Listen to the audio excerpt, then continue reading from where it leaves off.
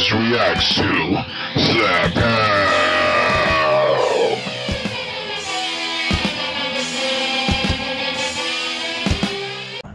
What's up, fandoms? It's me, Bash of Bash and Brains. And me, Mr. Dark Eye here. In today's video, we got another slap cam video. This freaky footage is crazy.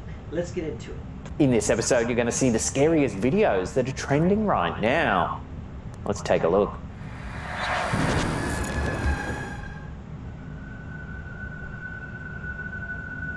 Our first clip of the day was shared to TikTok by user Orchid Studio TX back in April of 2023. Since it was posted, the clip has racked up over 3.4 million views, with commenters scrambling to make sense of the strange footage. Take a look.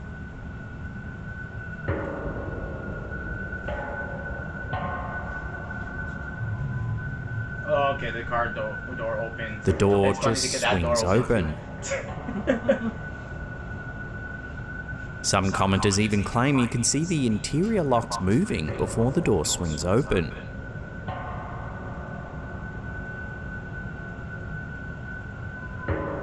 The eerie CCTV footage was uploaded by a Houston-based stationery entrepreneur who typically posts business-related content. Short of it being a prank, no other plausible explanation has been put forth, and the poster is still just as baffled as ever.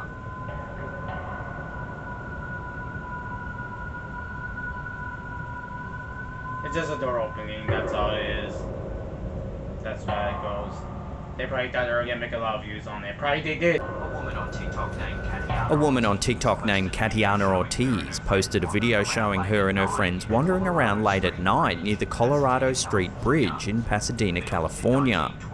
Built in 1912, the Colorado Street Bridge is infamous for numerous deaths over the years, casting a dark shadow over its historical significance. Katiana, who admits she was drunk with her friends at 3 in the morning when the video was recorded, likely didn't expect to encounter anything strange that night. However, if you watch and listen carefully, you'll notice something quite eerie taking place.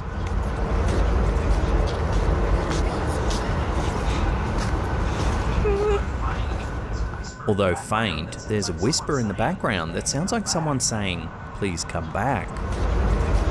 Oh, okay, I heard it.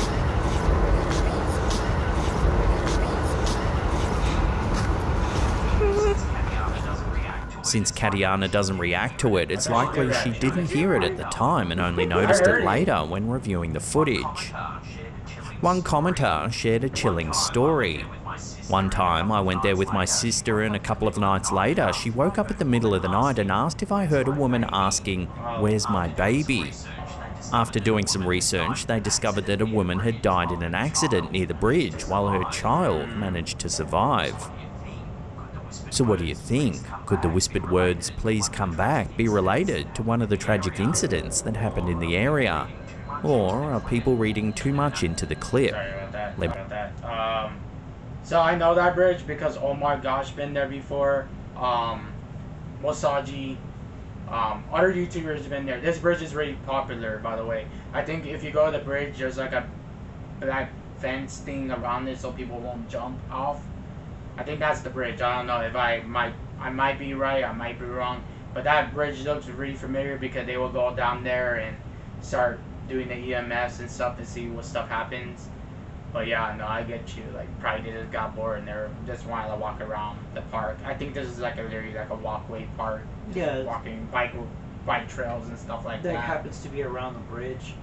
They got something with it. The thing is, it just seems like an everyday person just walking around. Yeah. After partying and they're drunk and they're like, "Oh, I need to get home." Yeah. And they just happen to catch something paranormal. Yeah, just a walkthrough, stuff like that. Maybe they're not ready to drive yet or anything. Like maybe it's nearby the area.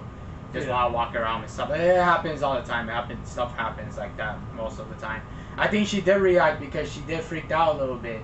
I heard the moaning. I heard the. Sorry, no, it didn't sound like that. I'm not trying to make fun of her. I'm not trying to do that at all. What I'm trying to say is, I think she actually did hear it. Because, like, yeah, especially you're going to see a lot of TikTok videos and stuff like that. Like, everyone pulls out their phone once they hear something. Maybe she just got bored and she was like, oh, we're just going to explore this bridge. Everyone's been talking about it. This is on YouTube and stuff. I think once I heard the name, I was like, yeah, everyone knows what this bridge is. A lot of haunted, paranormal people go to that bridge to check it out. But yeah, but let's move on. This is a clip. Several years ago, a woman named Soph Clayton sent TikTok and Instagram into a frenzy of speculation with a series of eerie videos. It all began when Soph posted a spooky update while babysitting at a friend's place one evening. What is that? While settling in, she noticed some rather eerie decorations around the house. It's so creepy! It's freaking me out. Is this real hair? Oh my god! And look. Ugh. Soon, she discovers another one in a different room. Oh my gosh! It's a boy this time. Why would you look at that? Why would anyone have this in their house? For real? Honestly, it's the creepiest thing ever. The caption to the clip reads, "Has anyone heard of timeout dolls before? WTF, so creepy." Timeout dolls, also known as corner dolls or pouting dolls, are designed to resemble children in timeout, standing in a corner or against a wall. These dolls are often used in home decor and are made to look as if they're pouting or sulking. The tradition of these dolls began decades ago, becoming a nostalgic and somewhat unsettling decoration in many homes. Many people in the comments section agreed, dredging up chilling memories of their grandparents having them littered eerily around their homes. As if the dolls weren't creepy enough, in a follow-up vlog, Soph inadvertently catches something eerie on camera. That's why.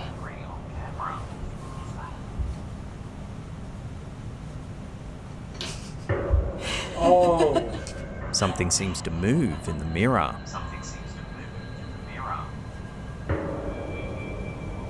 While Soph doesn't notice this movement initially, she soon begins to suspect something creepy is happening around the home. She starts questioning if one of the dolls is now in a different position. Later, the lights in the home begin to flicker. That's freaking crazy. Let me show you. Okay, wait for it because it was literally just happening a second ago.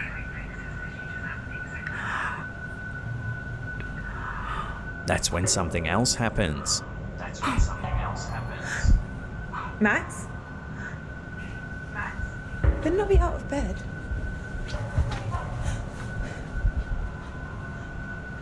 It can be hard to spot at first, but a small figure appears to dash past the couch.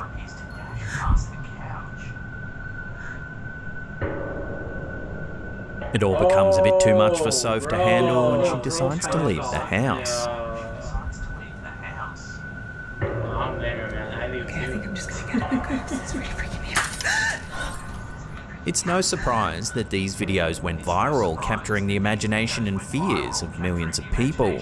However, the truth behind them is just as fascinating. It later became apparent that these clips are a part of a staged short film titled Time Out, created by British filmmaker Ethan Evans. Interestingly, the participants in this project recall their own grandparents using timeout dolls, adding a nostalgic yet creepy layer to the narrative. Thankfully then, this eerie scenario is purely fictional, yet timeout dolls are genuinely a thing. So let me know, have you ever heard of a timeout doll, or does anyone in your family own one? It's so creepy! It's freaking me out. Is this real hair? Oh my god! And look. Oh my god! So I was like, look, we get it. Look, I get you gotta promote your projects. I get it. It's fine. It's good. But it's like, I was like, I don't know, man. It's like, yeah, I get it. It's the hype. You want to hype up your project and get more people to watch it, and it's fine. That's fine. You do what you want to do. But at least, at least let people know that, hey, like, this is the project. Just to let you guys know, this is not real. This is all fiction. It's fine. I was like, even I forgot. It's been so long since I saw those clips that even I didn't even know that it was like fiction and stuff. I actually thought it was actually real and stuff. But they did a pretty good job. They did a really good job what they did. They fooled me. It looked real to me, and I'm just like, I'm just kind of upset. I'm like, dude, come on, that looks so good. That looks so realistic, but whatever. I'm kind of disappointed. Somehow don't do that to us. So it's like I know you're trying to help and promote stuff too, but it's like, come on, man. I was like, we really legit thought I really was gonna start saying some stuff, and then I was like, oh, never mind, it's fiction, never mind. I was like, oh, drop it. Well, that was a fail. I was like, and I've seen that video for years. Man. Bro, I forgot all about that until I saw it. That video's popped up so many times on different channels. Yeah. That time I saw it was on TikTok during the pandemic. That's when I saw it. Yeah, I saw it. I first caught it on Nuke's Top 5 years ago. Yeah. But here we go. Several years ago, a woman who goes by the username Liz is Sleeping shared her eerie experience over on Reddit, claiming to have captured a ghostly figure standing at her front door using Google Maps. Okay. I thought that was like a painting or something. She believes this sighting substantiates her long-held suspicions of living with a paranormal presence. The woman described various unsettling encounters with the alleged ghost, including eerie audio recordings and videos of objects moving all on their own. Despite her belief in paranormal activity, she acknowledges the difficulty in capturing definitive proof, given her lack of professional equipment and the sporadic nature of the occurrences. The image sparked a mix of reactions online. Some users found the figure creepy and reminiscent of ghostly characters from pop culture. Others, however, were more skeptical. Some suggested it might be a trick of the light, chalk marks, or a piece of furniture creating an optical illusion. Despite the various explanations, the debate over the mysterious figure continues. While some see it as undeniable proof of the supernatural, others remain unconvinced. Yeah, they thought it was a painting. Anzi saw it was a painting, that's it. Is it true that when you were on The Conjuring that you got, like, physical stuff happened to you? Actress Joey King recently opened up on the Drew Barrymore show about a chilling experience she had while filming the 2013 horror movie The Conjuring. King, who was just 12 years old at the time, developed a mysterious blood disorder that required daily hospital visits. I developed this bizarre, rare, out-of-nowhere blood disorder, and basically my body, like all the red platelets from my body were like drained. They were just like gone. Remarkably, once filming wrapped up and she returned home, her condition mysteriously vanished. So I had to, every day before work and after work, go to the hospital, get my blood taken, and then all of a sudden I got home and I've never had a problem with my blood since. This strange episode has led many to speculate about the possibility of a curse associated with the film's production. Like, do you think that's crazy? King's experience isn't an isolated incident in the world of horror movies. The notion of cursed film sets has long been a topic of fascination and fear. Many point to the demonic nature of these films as a possible cause of the bizarre and often tragic events that occurred during and after production. The 1973 horror classic The Exorcist is infamous for its alleged curse. Before filming even began, strange problems plagued the set. A catastrophic fire destroyed much of the set, and one of the actors died shortly after filming. Several cast members sustained life-altering injuries, adding to the eerie atmosphere surrounding the film's production. The Nun, directed by Corinne Hardy, is another film shrouded in supernatural lore. Hardy claimed to have had his first supernatural experience while shooting a scene in a Romanian fortress. He described seeing what he assumed were local crew members sitting behind him in a dark cell, only to find no one was there when he turned around. This unsettling experience added to the film's already creepy reputation. The Poltergeist trilogy from the 1980s is perhaps the most infamous for its alleged curse. The use of real human skeletons in the first film is often cited as the reason behind a series of tragic events. 4 cast members died before the final film's release, including Heather O'Rourke, the young girl who played Carol Ann. Dominique Dunn, another cast member, was tragically by an ex-boyfriend. The deaths of Julian Beck and Will Sampson, who appeared in the sequels, further fueled rumours of a curse. Additionally, actor Lou Perryman in his home, and Richard Lawson narrowly survived a plane crash. The recurring theme in these stories is the concept of demonic possession or evil presences. The idea that these films could be cursed is fueled by the strange and often tragic events that occur, leading many to believe in a supernatural influence. While skeptics may argue that these incidents are mere coincidences, the sheer number of them across different film sets is enough to give anyone pause. So are these films truly cursed? I'll leave that up to you to decide. Well, we hear that a bunch of times. Mostly when they film these films, they actually have the house, the actual location, or their skeletons or corpse that they actually do use for these films. I think one of them was Living of the Dead. I think it's called Living of the Dead. Return of the Living. The Return of the Living the Dead. Yeah. They use real bones. They use real bones for that film. But the first one, not the second one. But the first one, they actually used real, like they were actually in the cemetery. They were actually using like legit, I guess like actual body parts, like tubes and, you know, all that, like guts and stuff. They're actually using that from other places. People said that they get real feelings. They end up like blacking out. Some people end up or getting hurt by plane crashes. Bones from other movies, like I think one of the Rob Zombie films actually used real legit skeletons. Texas Chainsaw Massacre actually used real skeletons and stuff like that. You see that a lot, so of course you're gonna get more of a paranormal effect to that, especially when movies actually legit go to these like The Conjuring. They actually went to the Conjuring house to film in there, legit film in that house. So you get that a lot. So I heard a rumor, I'm not sure if it's true, it might be just a rumor, but I remember somewhere hearing that the bones that they were using in the swimming pool scene, so it's the hole that they're gonna put a swimming pool in. It's the scene where I think the wife falls in and it's filled with muddy water, and the poltergeist, the first poltergeist one, the one they're talking about, Carol Ann, that the little girl that passed away. Yeah.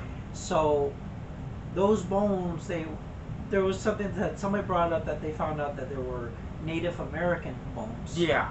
And so there was a lot of, basically it cursed the whole set. So like everybody, like one by one, just started dying. Yeah, they had to keep replacing them and keep going on and on and on. It was just crazy. It was wild. It was just crazy how many people died. Yeah. Just from doing that movie. Yeah. And it still go on today. Still, like, even if it's not a horror movie, like the Raven. That movie legit. The other movie that was made called Rush, the photographer who got shot by the thing, even though they weren't filming. Oh, that's why. Like, it happens to every film. It doesn't just happen to just one specific film that you're working on. It happens in multiple films. There's a lot of things about that. Maybe one day we can do a video on that and actually talk about it.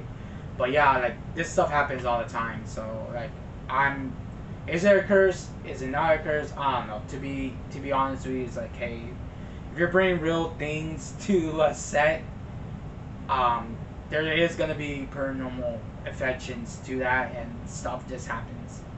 We can't control what's happening.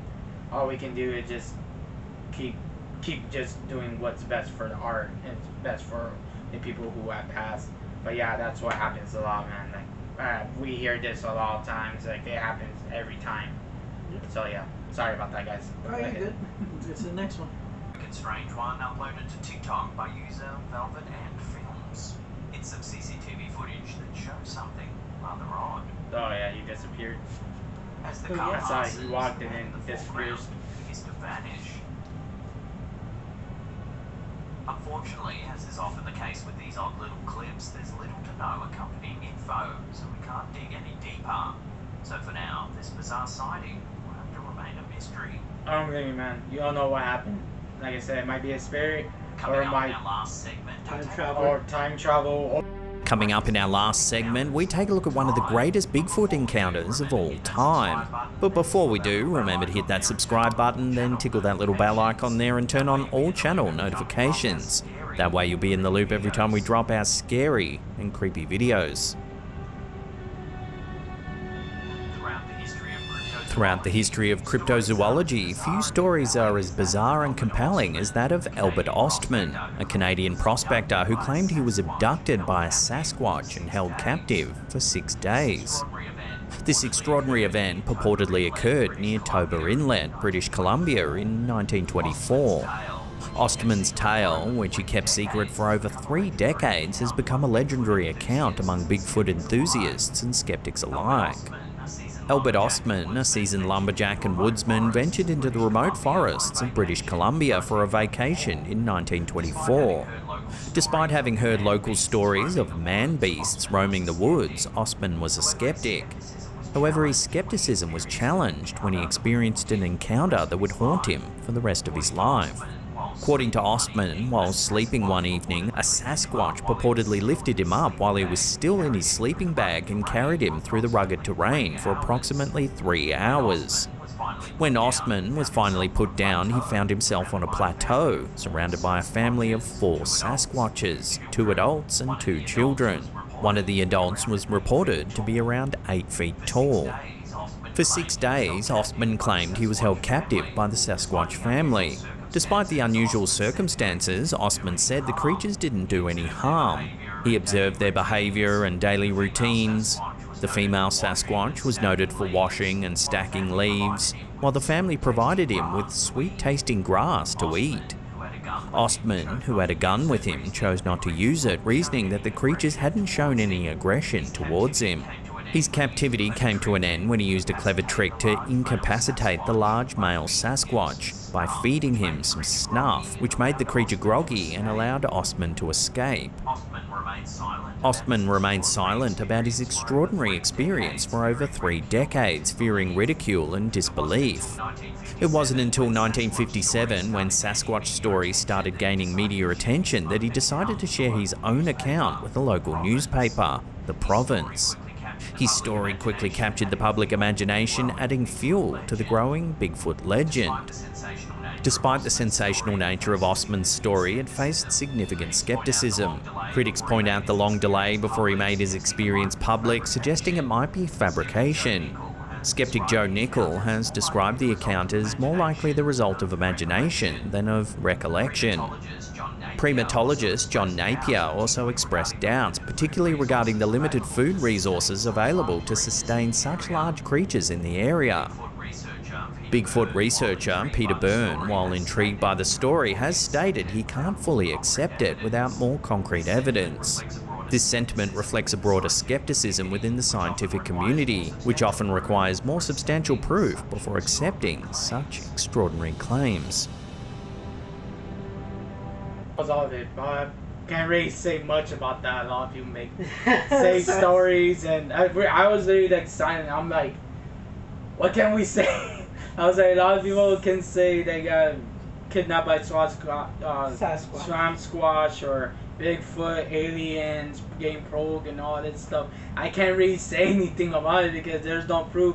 And back in those days, there was no filming or not everyone had cameras or nothing like that. So to me, it's like we can't really say anything about it. All we can just say is like, okay, that's his story. That's his story. You know, I don't know what kind of stuff he was into back in those days, but maybe it was just a homeless family, and maybe he died there. Maybe it was just a hairy homeless family who were pretty tall, and this helped them out.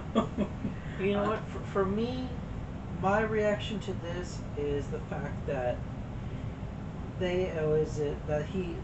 I'm sorry, Slaptown, but the fact that this was #1. Yeah. I would have put any of the other videos as #1. Well, we came out with 7 was Sasquatch. Yeah, Sasquatch. 6 was Timeout Dolls. And #5 was Google Maps face. Mm-hmm. #4 was the disappearing guy. Yeah. #3 was the nun. Yeah. And #2 was the haunted bridge. And #1 was the Conjuring. Yeah. So that's our vote of our list. What we thought was like from basically most paranormal to least paranormal. Yeah, the more paranormal one is most likely the Conjuring thing and the bridge. Most likely those are the two best ones. Because of haunted set, because Yeah. the Conjuring, they were talking about the haunted set, and the bridge. Well, obviously, there was EMF readings, and there was also, well, oh my gosh, you said oh my gosh, I got there, and well, Sarge gone there with doing EMF readings. People been there before, so we really know about that bridge and everything. So yeah, most likely, yeah. If you guys have your own ratings, rate it down in the go down in the comments and let us know what was your top 7. And let us know what kind of videos you guys want us to react to.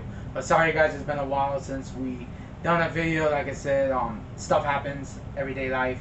We do have our own lives going on and stuff like that. Super busy with other things. So we really appreciate the patience and everything that everyone has. We really appreciate it. I want to thank everyone who text me and DM me to let me know everything was okay. Everything's fine. Everything's good. It's just scheduling and stuff like that. We do have lives and we do other things. We are busy. And from me to whoever DM my friend Mr. Darklight, we really appreciate y'all's worry and everything. If we're gonna come back, whatever. Don't worry, guys. We're still here. We're not going nowhere, guys. We really appreciate the subscribers and the likes and the comments down. Everything. We really appreciate everything. This is what we do when we do have free time. We do videos. We do focus on this. Your subscription, your comments, and your likes is what makes our channel the channel that we have right now. And motivates us to do more videos, and we will be doing more videos. But like I said, my name is Mr. Darklight. Bash. And we see you guys next time, guys. Thank you.